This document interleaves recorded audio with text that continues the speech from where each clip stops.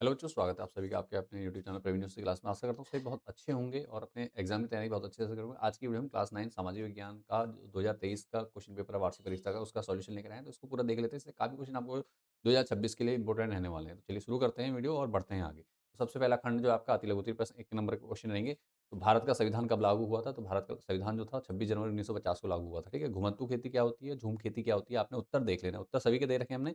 मैं question question पढ़ दे रहा हूँ, मेन मेन क्वेश्चन आपको पढ़ के बता दे रहा हूँ, ताकि आपको कम टाइम में सारे क्वेश्चन दिख जाएँ और जल्दी से आप क्या कर सको, इसकी तैयारी कर सको। ठीक है?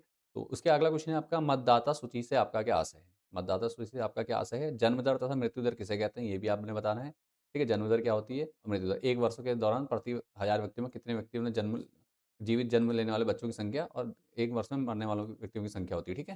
तो ये ध्यान रखिए। उसका नाज़ीवाद से क्या अभिप्राय है? नीचे उत्तर दिया। नाज़ीवाद का संबंध कहाँ से था? हिटलर और जर्मनी से था। ठीक है? पढ़ लेना है आपने। अथवा में एक क्वेश्चन और है इसी में, भारत के चरवाहे समुदायों के नाम लिखिए। तो समुदायों के नाम जो हैं, ये 3 समुदाय के नाम दे रखे हैं, गद्दी हिमाचल प्रदेश, गुज्जर बकरवाल जम्मू कश्मीर से और राइका राजस्थान से। ठीक है? इसका मानवीकृत आपदाओं के नाम बताइए। ठीक है? मानवीकृत जो आपदाएँ होती हैं वो बताने हैं आपने। तो मानव गतिविधियों के कारण उत्पन्न आपदाएँ, जैसे आग लगना, सड़क व रेल दुर्घटना, रासायनिक गैस रिसाव, जैसे भोपाल गैस त्रासदी हुई थी, और परमाणु विस्फोट, ये सब क्या है? मानव जनित आपदाएँ हैं। ठीक है? मानवकृत कह सकते हैं, मानव जनित आपदाएँ। इसके बाद आपका अगला है, भारतीय अर्थव्यवस्था के तीनों क्षेत्रों के नाम बताइए। भारतीय व्यवस्था के तीनों क्षेत्रों के नाम आपने बताने हैं, तो ये दिए हुए हैं, आपने एक-एक करके आंसर पढ़ लेने हैं। ये प्राथमिक, द्वितीयक और तृतीयक। प्राथमिक कृषि और वानिकी, द्वितीयक में विनिर्माण उद्योग और तृतीयक में आती है सेवाएँ, जैसे बैंकिंग और परिवहन। ठीक है? अथवा क्या होता है इसमें? अथवा में एक क्वेश्चन दिया है, भारतीय संसद के दोनों सदनों के नाम बताइए। तो लोकसभा और राज्यसभा। ठीक है? लोकसभा निम्न सदन, राज्यसभा उच्च सदन। ठीक है? याद रखना है आपने। इसका बास्तीन के दुर्ग का पतन कब हुआ था? तो बास्तीन के दुर्ग का पतन हुआ था 14 जुलाई 1789 को। ठीक है? यह फ्रांसीसी क्रांति की शुरुआत थी। ठीक है? ये ध्यान रखना है आपने। इसका इंपीरियल फॉरेस्ट रिसर्च इंस्टीट्यूट की स्थापना कब और कहाँ हुई थी? तो ये हुई थी 1906 में देहरादून में। ठीक है? ये क्वेश्चन मोस्ट इंपोर्टेंट क्वेश्चन है, ये तो हर बार आता है, इसको तो अच्छे से याद ज़रूर कर लेना। ठीक है? इसमें तो कोई शक ही नहीं कि ये क्वेश्चन बदलेगा करके। वैसे आपके सारे क्वेश्चन रिपीट ही होते हैं। आपके नॉर्मली 2-3 साल के पेपर अगर आप कर लोगे, जितने करा रहा हूँ, उतनी वीडियो देख लोगे, तो आपके अच्छे खासे नंबर आराम से आ जाएँगे 9th में। ठीक है? तो सारे क्वेश्चन यहाँ मिल जाएँगे, बाकी इंपोर्टेंट क्वेश्चन की वीडियो भी आपको मिलेंगी, कमेंट कर देना आपने मुझे। ठीक है? तो जिस जिस भी टॉपिक या जिस सब्जेक्ट के इंपोर्टेंट क्वेश्चन चाहिए, आप मुझे कमेंट कर सकते हैं। बाकी इस क्वेश्चन पेपर से रिलेटेड कोई डाउट हो तो भी कमेंट कर दीजिए। कावेरी जल विवाद किन 2 राज्यों के बीच चल रहा है? ठीक है? कावेरी जल विवाद किन राज्यों में? तो कर्नाटक और तमिलनाडु के बीच चल रहा है। ठीक है? उसका लघु उत्तरीय प्रश्न जो कि 3-3 नंबर के हैं, इनको देख लेते हैं। ठीक है? इसमें देखो, जो क्वेश्चन नंबर 3 है, ये 3 समूह में आता है, औ, ब, सौ में आता है। हमने तीनों समूह के उत्तर दिए हैं, ताकि अगर आपको, आपने क्या है ना, इन सबको याद कर लेना, पेपर में कुछ भी आ जाए, आप इज़िली क्या कर सको, इनको तैयार कर सको। ठीक है? क्वेश्चन नंबर 11 है, बुग्याल से क्या अभिप्राय है? बुग्याल के बुग्याल के प्रमुख लक्षण लिखिए। तो बुग्याल क्या होते हैं, आपको बता रखा है, हिमालयी क्षेत्रों में, पहाड़ों में पाया जाता है। 1200 फीट से अधिक ऊंचाई पे स्थित हरे-भरे घास के मैदान को क्या कहते हैं? बुग्याल कहते हैं। ठीक है? तो ये देख लेना, आपने अच्छे से तैयार कर लेना। चारागाह, मौसमी प्रकृति, चारागाह और जैव विविधता होती कहाँ? बुग्यालों में। तो ये सब पढ़ लेना, लक्षण क्या है इनके। ठीक है? इसके बाद सदाबहार और पर्णपाती वन, ये दोनों क्वेश्चन मोस्ट इंपोर्टेंट है, ये हर बार लगभग पूछे जा रहे हैं आपसे एग्जाम में, तो आपने क्या ना, अच्छे से तैयार कर लेने। सदाबहार व पर्णपाती वनों में अंतर बताना है। आधार, वर्षा, पत्तियों का गिरना, ठीक है? और वृक्षों के प्रकार और क्षेत्र, इसके आधार पे हमने दिया, तो अंतर आपने सारे याद कर लेने हैं। ठीक है? उष्ण कटिबंधीय सदाबहार वन और उष्ण कटिबंधीय पर्वतीय वन। ठीक है? इनको अच्छे से याद कर लो आप तैयार। इसके बाद खंड ब है, इसमें समूह ब में जो 2 क्वेश्चन दिए, एक है आपका फ्रांसीसी क्रांति के राजनीतिक कारणों को बताइए। जो फ्रांसीसी क्रांति हुई थी 1789 में, उसके जो प्रमुख राजनीतिक कारण थे वो बताना है। ठीक है? तो निरंकुश राजतंत्र था, राजा की अविवेकता थी, राशन किसका था? लुई 16वें का क्या था? निरंकुश शासक था। ठीक है? उसका दोषपूर्ण शासन व्यवस्था और संसद की बैठक ना होना। ठीक है? तो ये 4 कारण मेन थे, तो ये चारों कारण हमने यहाँ पे नोट करा रखे हैं आपको। ठीक है? इनको अच्छे से याद कर लीजिए। बहुत ईज़ी क्वेश्चन बना के दिए आंसर हमने। क्वेश्चंस के हर क्वेश्चन का आंसर बहुत ईज़ी तरीके से आपने याद कर सकते हैं।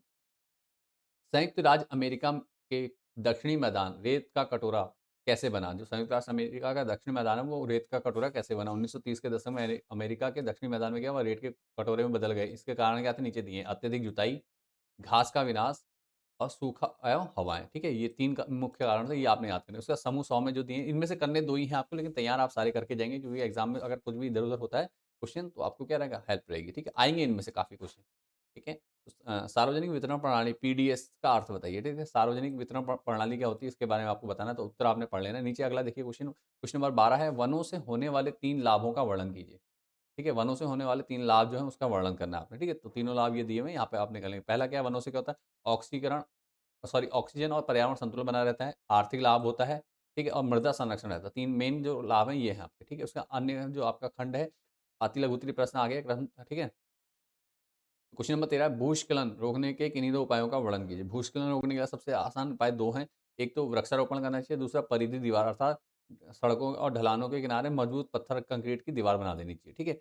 उसके बाद अगला है आपका 14 भारतीय संविधान में नागरिकों को कितने मौलिक अधिकार दिए गए हैं, नाम भी लिखिए। ये क्वेश्चन हर बार रिपीट होता है तो इसको अच्छे से तैयार कर लेना, ठीक है? बहुत अच्छे से कर लेना, इसमें कोई डाउट नहीं रहेगा। भारतीय संविधान में नागरिकों को 6 मौलिक अधिकार पहले टोटल 7 थे जिसमें से एक संपत्ति का अधिकार को हटा दिया गया था। उसके बाद कितने रह गए टोटल 6 अधिकार रह गए कुल, ठीक है? इसके बाद आपका है क्वेश्चन नंबर 15 प्राकृतिक संसाधन क्या हैं? उनका हमारे लिए क्या महत्व है? प्राकृतिक संसाधन की परिभाषा दे रखी है, उसके बाद उनके महत्व जीवन का आधार, उद्देश्यों के लिए कच्चा माल और कृषि और भोजन उत्पादन में, ठीक है? इन चीज़ों का है, किसका? हवा, पानी, खनिज, वन और मिट्टी, ये सब दे रखा है, इसको पढ़ लेना आपने। उसके बाद नेक्स्ट क्वेश्चन है आपका अक्टूबर क्रांति से क्या अभिप्राय है? अक्टूबर क्रांति क्या थी? 1917 रूस के इतिहास की घटना है, ठीक है? इसको पढ़ लेना है आपने पूरा और इसको देख लेना है। ठीक है? कब हुई थी? 25 अक्टूबर 1917 को हुई थी, ये याद रखना, ठीक है? रूस की क्रांति, अक्टूबर क्रांति सॉरी, अक्टूबर क्रांति के नाम से जाना जाता है, ठीक है? रूस में हुई थी, ये ध्यान रखना। कब हुई थी? 25 अक्टूबर को। उसके बाद क्वेश्चन नंबर 17 है आपका भारत को उपमहाद्वीप क्यों कहा जाता है? ठीक है? तो भौगोलिक सीमाएँ, इसका जो कारण है मुख्य उपमहाद्वीप मानने की भौगोलिक विशालता और सांस्कृतिक विशिष्टता। इस कारण से इसको क्या कहते हैं? उपमहाद्वीप का दर्जा दिया गया, ठीक है? उपमहाद्वीप भी कहा जाता है। तो उत्तर आपने पूरा पढ़ लेना है। अगला है लोकतंत्र के किन्हीं 4 गुणों को बताइए। इम्पोर्टेंट रहेगा, इसको भी तैयार ज़रूर कर लेना। लोकतंत्र के 4 गुण क्या होते हैं? जवाबदेही, निर्णय की गुणवत्ता, नागरिकों की गरिमा और गति सुधारने का अवसर, ठीक है? गति सुधारने का अवसर आपने तैयार कर लेना है, ठीक है? ये चारों कर लेने हैं। उसके आता है दीर्घ उत्तरीय प्रश्न, 4 नंबर के प्रश्न पूछे जाएँगे उससे। तो आपका जो नेक्स्ट क्वेश्चन है 19वीं और 20वीं सदी की दुनिया के लिए फ्रांसीसी क्रांति थी कौन-सा विरासत छोड़ के गई थी, ठीक है? कौन-सी विरासत छोड़ के गई थी आपको ये बताना है। तो उत्तर नीचे दिया आपने पढ़ लेना। स्वतंत्रता, समानता, बंधुत्व, उसके बाद जनवादी अधिकार, समाजवाद का अंत और राष्ट्रवाद का उदय हो गया था, ठीक है? सामंतवाद का अंत। तो ये 4 पॉइंट आपने अच्छे से तैयार कर लेने हैं। इसका अगला क्वेश्चन है भारत में निर्धनता के प्रभाव बताते हुए उसे दूर करने के उपाय बताइए। तो निर्धनता के प्रभाव क्या हैं ये हैं और दूर करने के उपाय ये लिखे हैं, आपने इनको अच्छे से तैयार कर लेना है। क्वेश्चन नंबर नेक्स्ट है आपका 21 भारतीय वर्षा के 4 विशेषता बताइए। तो भारतीय वर्षा की 4 विशेषता क्या है? एक तो मानसूनी प्रकृति है, अनिश्चितता है और असमान वितरण और पर्वतीय प्रभाव। ये कितने टोटल 21 क्वेश्चन नंबर के 4 पॉइंट है, इनको याद कर लें। अगला है संसद की शक्तियों एवं कार्यों की विवेचना कीजिए। तो संसद की शक्तियाँ क्या होती हैं और उसके कार्य क्या होते हैं ये बताना आपने। तो विधायी शक्तियाँ होती हैं संसद के पास, वित्तीय शक्तियाँ होती हैं संसद का, कार्यपालिका का नियंत्रण होता है संसद का और संविधान संशोधन का अधिकार होता है उनके पास, ठीक है? और निर्वाचन कार्य, ये सारी शक्तियाँ किसके पास होती हैं? लोकसभा के हमारे संसद के पास होती है, ठीक है? इनको आपने तैयार कर लेना। इसके बाद आपका पारिस्थितिकी तंत्र किसे कहते हैं? पारिस्थितिकी तंत्र अर्थात इकोसिस्टम के बारे में आपको पूरा डिटेल दे रखा है, यहाँ से आपने यहाँ तक पढ़ लेना पूरा क्वेश्चन, ठीक है? इसके बाद अगला क्या होता है? बाढ़ प्राकृतिक आपदा या मानवकृत आपदा स्पष्ट कीजिए। बाढ़ कैसी आपदा है? मानवीकृत या प्राकृतिक? बाढ़ मूलतः तो प्राकृतिक आपदा होती है, ध्यान देना, ठीक है? लेकिन क्या करते हैं, हमने क्या करते हैं कई जगह डाम-वाम बना रखे हैं, तो वहाँ से क्या है, तो ये प्राकृतिक के कारण क्या हो सकते हैं? मानवीय आपदा में भी आ लेकिन यहाँ पे आपका आंसर हमें ये दिया हुआ है बाढ़ के प्राकृतिक आपदा के आधार पर और यहाँ पे दिया हुआ है हमने मानवीय भूमिका। मानवीय भूमिका क्या रहती है इसमें, ये आपने देख लेना है, ठीक है? अगला क्वेश्चन है वाइमर गणराज्य के सामने क्या समस्याएँ थी? ये भी इंपॉर्टेंट क्वेश्चन है, हर बार लगभग पूछ लिया जाता है बोर्ड एग्ज़ाम में, आपके मतलब एनुअल एग्ज़ाम में, तो आपने इसको तैयार कर लेना, ठीक है? जो वाइमर गणराज्य था उसके सामने क्या समस्या आई थी ये आपको बताना है, ठीक है? इसके बाद आपका क्वेश्चन नंबर 26 किसी देश की अर्थव्यवस्था के लिए नदियाँ क्यों महत्वपूर्ण है ये बताना, नदियों की विशेषता बतानी है। तो नदियाँ क्या होती है जीवन की देश की जीवन रेखा कहलाती है नदियाँ, ठीक है? तो ये ध्यान दीजिए, देखो नदियाँ होंगी तो सिंचाई में आसानी होगी, जल विद्युत परियोजनाएँ चलेंगी, उसमें परिवहन के लिए आसान हो जाता है, ठीक है? सभ्यता का केंद्र बनती है नदियाँ, ठीक है?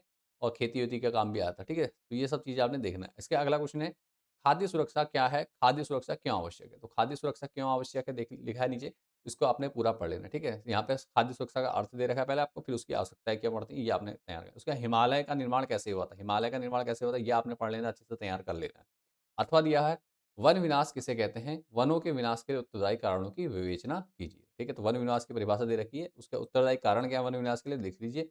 पहला कृषि विस्तार जिससे वन विनाश होता है, रेलवे का विस्तार वन विनाश का कारण है, औद्योगिकरण और शहरीकरण वन विनाश का कारण है और साथ में व्यापारी वानिकी और आपका क्या है, ये भी आपका क्या होने वाला है वन विनाश का कारण है, ठीक है? तो ये सब अथवा में एक और क्वेश्चन है बेरोज़गारी से क्या अभिप्राय है? ग्रामीण एवं नगरीय क्षेत्रों में किस प्रकार की बेरोज़गारी पाई जाती है? तो बेरोज़गारी किस प्रकार की परिभाषा दे रखी है, उसका प्रकार क्या है? ग्रामीण बेरोज़गारी में 2 प्रकार की होती है, मौसमी बेरोज़गारी भी होती है और प्रच्छन्न बेरोज़गारी होती है, ठीक है? उसका नगरीय बेरोज़गारी, शिक्षित बेरोज़गारी जिसे कहते हैं, ठीक है? तो इनको आपने तैयार कर लेना है। आगे बढ़ते हैं इसके बाद, मानचित्र कार्य क्या है? मानचित्र कार्य में आप सारे क्वेश्चन देख लीजिए, 6 नंबर के आते हैं।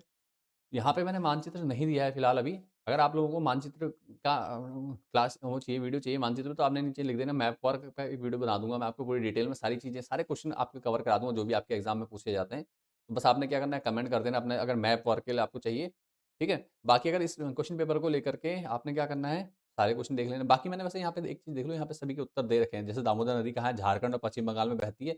इसे बंगाल का सूप भी कहा जाता है क्योंकि बाढ़ आई थी इसमें, ठीक है? तो काफ़ी नुकसान पहुँचा था इसलिए।